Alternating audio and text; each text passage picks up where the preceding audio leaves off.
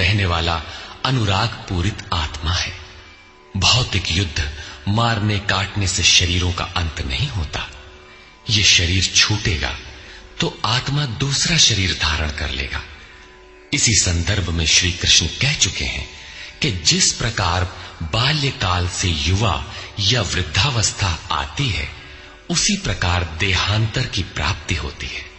शरीर काटेंगे तो जीवात्मा नया वस्त्र बदल लेगा। शरीर संस्कारों के आश्रित है और संस्कार मन पर आधारित है।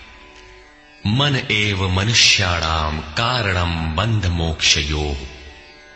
मन का सर्वथा निरोध होना, अचल स्थिर ठहरना और अंतिम संस्कार का विलय एक ही क्रिया है। संस्कारों की सतह का टूट जाना ही शरीरों का अंत है। इसे तोड़ने के लिए आपको आराधना करनी होगी, जिसे श्री कृष्ण ने कर्म या निष्काम कर्मयोग की संज्ञा दी है। कृष्ण ने स्थान स्थान पर अर्जुन को युद्ध की प्रेरणा दी, किंतु एक भी श्लोक ऐसा नहीं है जो भौतिक युद्ध या मारकाट का समर्थन करता हो। ये युद्ध सजातीय विजातीय प्रवृत्तियों का है, अंतर्देश में है।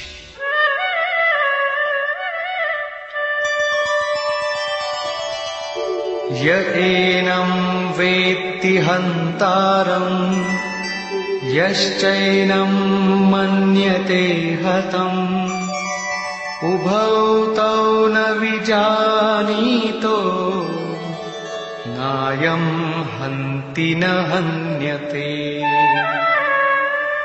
जो इस आत्मा को मारने वाला मानता है तथा जो इस आत्मा को मरा हुआ समझता है, वे दोनों ही आत्मा को नहीं जानते, क्योंकि ये आत्मा न तो मारता है और न मारा ही जाता है। पुनः इसी पर बल देते हैं। न जायते म्रियते वा कदाचित् नायं भूत्वा भविता वा न भूयः अजो नित्यः शाश्वतोऽयं पुराणो न हन्यते हन्यमाने शरीरे। ये आत्मा किसी काल में न तो जन्मता है और न मरता है, क्योंकि ये वस्त्र ही तो बदलता है। न ये आत्मा होकर अन्य कुछ होने वाला है, क्योंकि ये अजन्मा है, नित्य है, शाश्वत और पुरातन है। शरीर के नाश होने पर भी उसका नाश नहीं होता। आत्मा ही सत्य है, आत्मा ही पुरातन है, आत्मा ही शाश्वत और सनातन है। आप कौन है? सनातन धर्म के अनुयायी। सनातन कौन है? आत्मा। आप आत्मा के अनुयायी हैं। आत्मा, परमात्मा और ब्रह्म एक दूसरे के पर्याय हैं। आप कौन है? शाश्वत धर्म के उपासक। शाश्वत कौन है? आत्मा। अर्थात हम आप आत्मा के उपासक हैं। यदि आप आत्मिक पथ को नहीं जानते तो आपके पास शाश्वत सनातन नाम की कोई वस्तु नहीं है। उसके लिए आप आहें भरते हैं तो प्रत्याशी अवश्य है, किंतु सनातन धर्मी नहीं है। सनातन धर्म के नाम पर किसी कुरीति के शिकार हैं। देश विदेश में मानव मात्र में आत्मा एक ही जैसा है। इसलिए विश्व में कहीं भी कोई आत्मा की स्थिति दिलाने वाली क्रिया जानता है और उस पर चलने के लिए प्रयत्नशील है, तो वो सनातन धर्मी है, चाहे वो अपने को ईसाई, मुसलमान, यहूदी या कुछ भी क्यों न कह ले। वेदा विनाशिनं नित्यं य एनमजमव्ययम्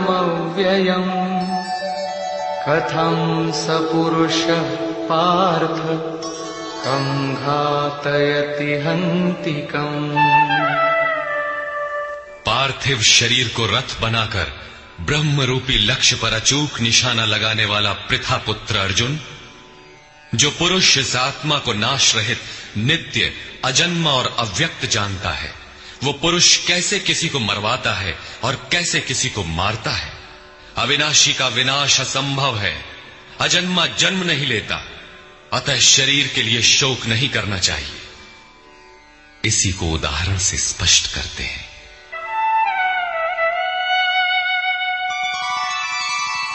वासांसि जीर्णानि यथा विहाय नवानि गृह्णाति नरोपराणि तथा शरीराणि विहाय जीर्णान्यन्यानि संयाति नवानि देहि। जैसे मनुष्य जीर्णानि वासांसि, जीर्ण शीर्ण पुराने वस्त्रों को त्याग कर नए वस्त्रों को ग्रहण करता है, ठीक वैसे ही ये जीवात्मा पुराने शरीरों को त्याग कर दूसरे नए शरीरों को धारण करता है। जीर्ण होने पर ही नया शरीर धारण करना है तो शिशु क्यों मर जाते हैं? ये वस्त्र तो और विकसित होना चाहिए। वस्तुतः ये शरीर संस्कारों पर आधारित है। जब संस्कार जीर्ण होते हैं तो शरीर छूट जाता है। यदि संस्कार 2 दिन का है तो दूसरे दिन ही शरीर जीर्ण हो गया। इसके बाद मनुष्य एक श्वास भी अधिक नहीं जीता। संस्कार ही शरीर है। आत्मा संस्कारों के अनुसार नया शरीर धारण कर लेता है। अथा खलु ऋतुमयः पुरुषः यथा इहैव तथैव प्रेत्य भवति कृतं लोकम पुरुषोऽभिजायते। अर्थात ये पुरुष निश्चय ही संकल्पमय है। इस लोक में पुरुष जैसा निश्चय वाला होता है वैसा ही यहां से मरकर जाने पर होता है। अपने संकल्प से बनाए हुए शरीरों में पुरुष उत्पन्न होता है। इस प्रकार मृत्यु शरीर का परिवर्तन मात्र है। आत्मा नहीं मरता, पुनः इसकी अजरता अमरता पर बल देते हैं।